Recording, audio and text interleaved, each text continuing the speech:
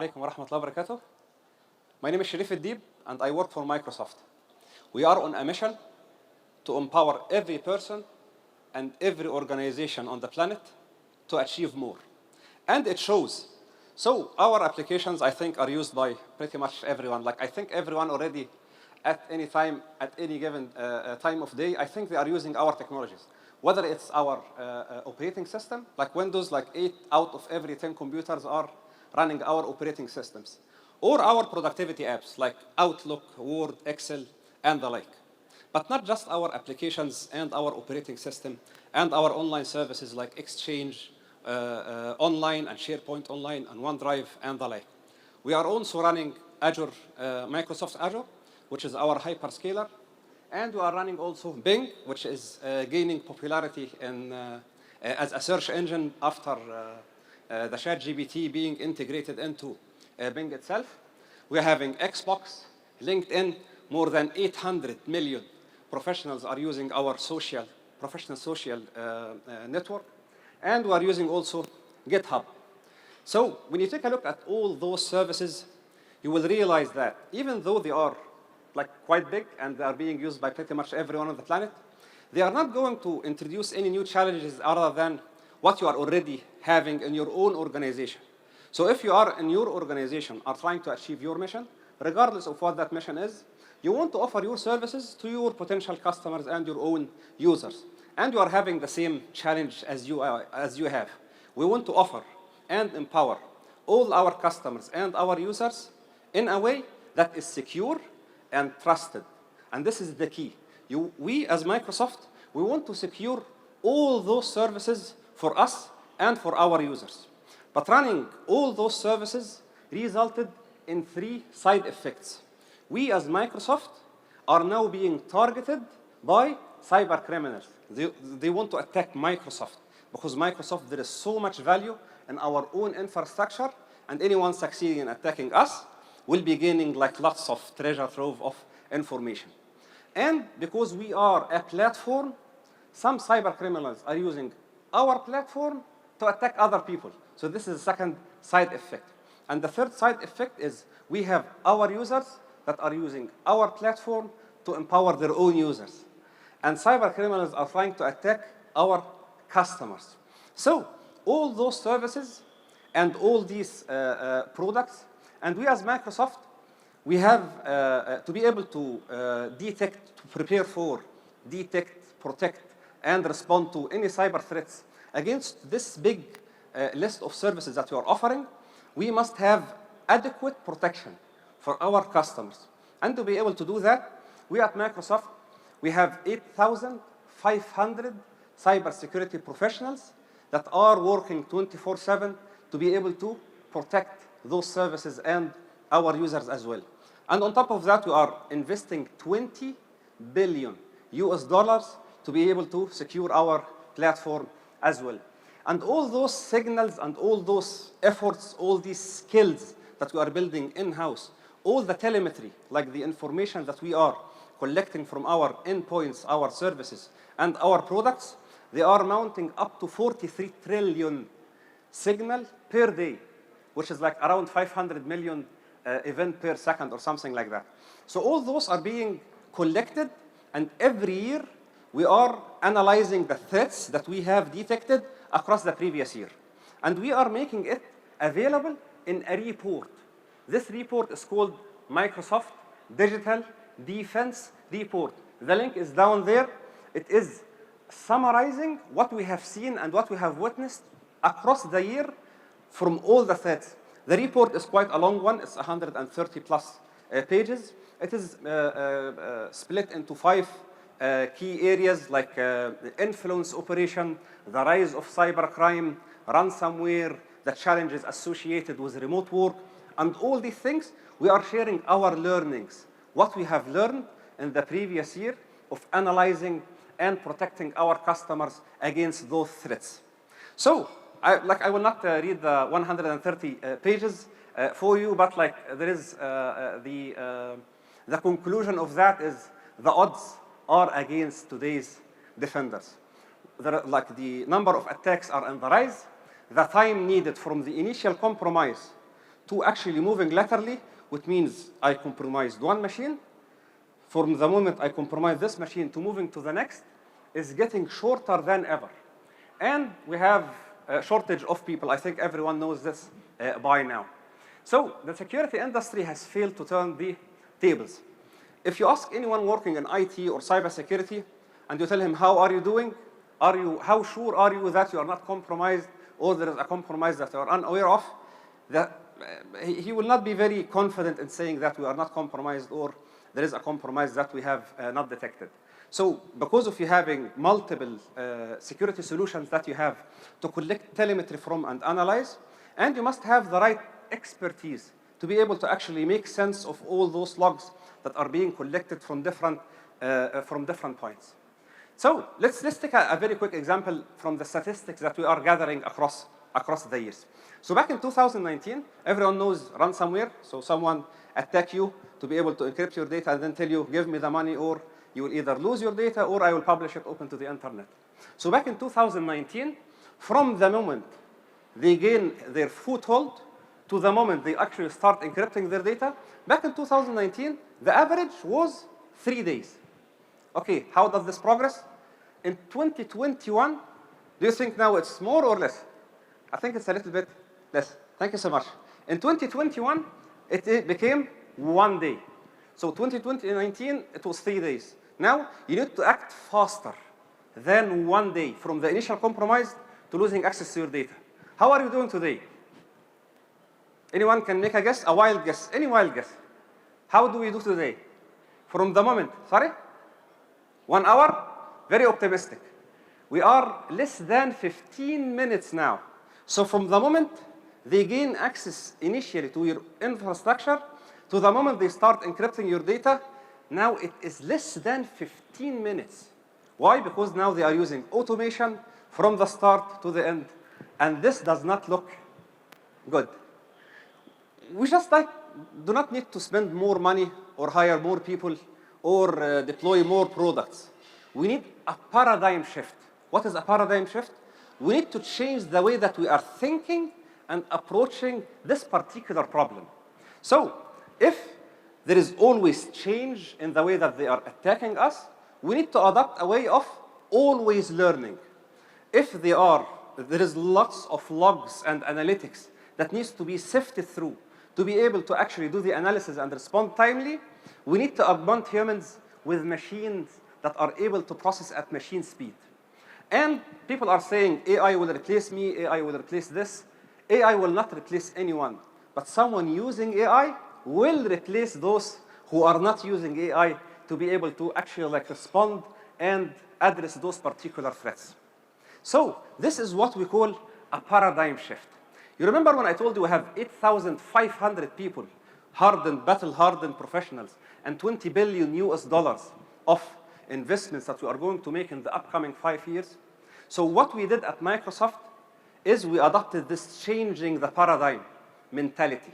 And what we are doing is we brought all our threat intelligence from all those services that I displayed at the first slide.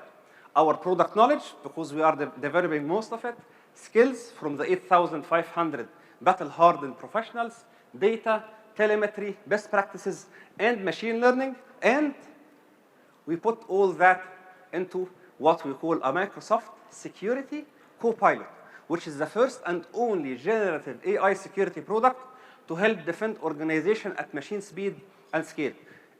Who used ChatGPT? Anyone? ChatGPT? Those who did not raise their hand are just too lazy to raise it. I think everyone tried ChatGPT, and if you haven't, I think you are really missing out. So what we are trying to do here is, so ChatGPT is like the human knowledge compressed. This is built on top of it. So what we are doing is, with ChatGPT, with the Microsoft Security Copilot, is we are partnering with OpenAI, which is the company behind ChatGPT. And we are teaming with them when that moves. So what we are doing is, in our partnership with OpenAI, what we are taking from them is the most advanced general models, which is GPT-4 up till this moment. So Microsoft Security Copilot is built on top of GPT-4. And this is where OpenAI stuffs. So what we are doing is we are hosting their model on our infrastructure, and on top of that, we are fine-tuning the model to be cybersecurity specific, and we are putting our threat intelligence, which is from all those telemetry that we are collecting, on top of that, and then our experts are going to build and utilize their expertise on top of all that. So this is what we are doing with Microsoft Security Copilot. You have been told, do not use ChatGPT for sensitive data. And rightfully so, because the data that you're putting into the public ChatGPT is going to be used to retrain this particular model. This is not the case with Microsoft-hosted GPTs. It is not the case. So your data will remain your data. We will never, ever, and we commit to that, use your data to retrain this base model. We will not be doing that. It is not used to train the foundational models. And we are committing to, Akhuna Mazin mentioned GDPR, we are committing to GDPR commitment or to GDPR level of privacy commitment, even for all our customers that are not even in the European Union, like our customers in Oman. So, ChatGPT, Microsoft Security Copilot is sitting on top of the telemetry and the devices and the network telemetry that is collected from all the devices, all the cloud platforms. We even support, regardless whether it's on-prem, on our cloud, on GCP, on Amazon, or regardless of where the data resides. And we are sitting on top of that. Let's take a very quick video, look at the quick video that is explaining this. If you've ever worked in a security operations center, you know it can feel like mayhem. More open browser tabs than you can count, alerts and incidents popping up all the time. Security Copilot is different. It helps you simplify and focus. At the center is the prompt bar. Prompts allow you to ask a natural language question like, what are all the incidents in my enterprise? You can ask for a summary of a vulnerability, or you can feed in files, URLs, or code snippets and ask for information about them. You can also ask for information about incidents or alerts from your other security tools. What you input here stays within your control. Your data is your data. Your prompts and the responses they generate are all saved. Core to Security Copilot is an immutable audit trail so that an organization can always go back into the investigation to understand exactly what data went in and what came out. This is because transparency has been designed in from the very start. Security Copilot uses AI to generate a response to the prompt, using what it finds externally and internally to your organization. Here we can see a short summary of a vulnerability, and we can see where this information was sourced from. You can edit the prompt if you want to correct or adjust the response. And if you find something that's useful to your team, you can pin it to the pin board. Your pin board holds the responses as you work through an investigation. Prompts can be collected into something called a prompt book, essentially a set of steps or automations that either I or a person on my team has developed. So I don't have a reversing background. By reversing, I mean dissecting malicious code to understand what it does. One of my coworkers asked Security Copilot to reverse engineer a script, and it did it. They saved that prompt to a prompt book, and now I can use it. In this example, it reverse engineered a malicious PowerShell script, explaining what it did step by step in a way that pretty much anyone could understand. When I saw that Security Copilot could do something like this, it felt like a game-changing moment in our industry. With Security Copilot, you can do in minutes what used to take all day. So this is, the key thing is at the end of it. So Holly, the lady that was just like describing it, just mentioned that with Security Copilot, you can do in minutes what used to take you days. And I am saying on top of her, يعني بزود عليها, يعني you can do in minutes what is not possible otherwise. You are unable to do that. So let's take a very quick look at what are the few use cases that we can use Security Copilot on. All right, this is without audio. So very quickly, what Security Copilot allows you to do. So let's say you have a phishing, like someone is sending a malicious email to some of your users, he clicked on them, and now some of your users are infected. And now the security team needs to step in to identify what is the source of the email, who got affected, who clicked on it, and all these other things. So what you need to do, the only thing you need to do is, instead of going for the edge firewall, the DLP, the email server, the endpoint of the users, instead of doing all the collection logs from all those entities, all you need to do is analyze incident, and that's it. You just like state, please do an analysis for a particular incident. And then it will start, Security Copilot will start analyzing the incident for you and actually like start giving you what took place in an easy to understand English or Arabic later on format. So here, analyze incident, and then it will tell you that this alert indicates that this user from this one clicked here, and then it is going to draw a very nice looking graph for you. So it helps you with incident response, identifying what happened at the right moment. So in the video, they mentioned something called prompt book.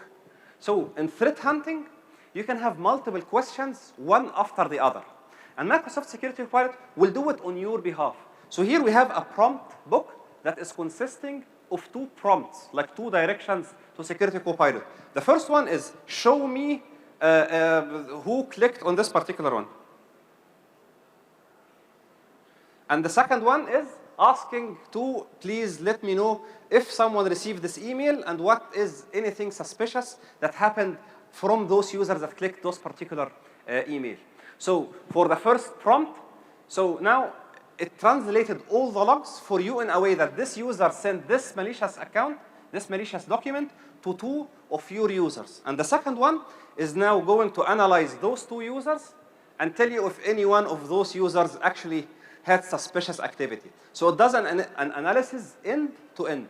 So we have seen the incident response, we have seen the threat hunting, and if you ask anyone working at cybersecurity, what is the most boring and time-consuming part, they will tell you that writing the report about what actually took place. So what you need to do after you're doing this extremely complex analysis, what you need to do is only create a single PowerPoint slide showing the incident and the attack chain.